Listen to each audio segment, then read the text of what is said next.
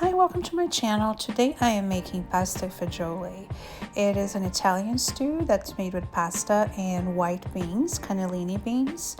It's something that is really quick to make and it's comfort food. So if you like food that's like soup or stew, this is the perfect recipe for you.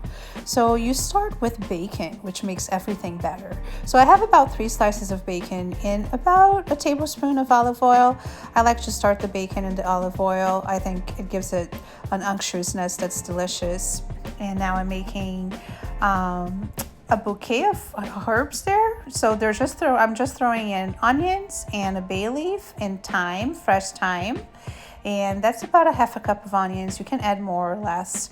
And then I'm adding the carrots, probably about a half a cup as well. This makes enough for about 3 people. And 4 cloves of garlic. So it makes it really well seasoned. The garlic is really good at that. And the vegetables, the onions, everything is going to cook together for a couple of minutes. And sometimes it doesn't even need that much. If you're in a hurry or if you're really tired after a long day at work, you can just let this go and then start adding the rest of the ingredients. Now here's the thing, this is a tomato-y pasta fagioli. If you're Italian like I am, then you know that different families have different pasta fagioli. Some of them are green with escarole and white with the white beans, and some of them are a little tomato-y. I like mine tomato-y, so I'm going to add some tomato sauce, but you can also use crushed tomatoes, and that's what I'm using next. I'm adding about half a cup to a cup.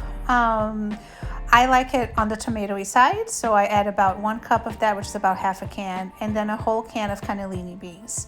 They are delicious, they are soft, and they are really good for you. They have a lot of protein.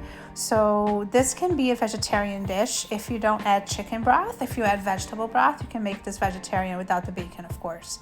And then about 1 cup of elbow macaroni, and about 2 cups of chicken broth.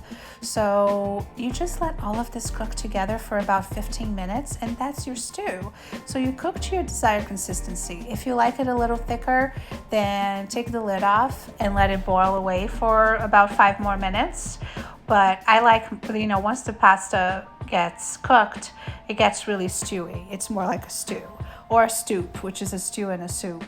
Is something that I've heard before. So you just let it come to a boil and then add the lid so that it cooks really well.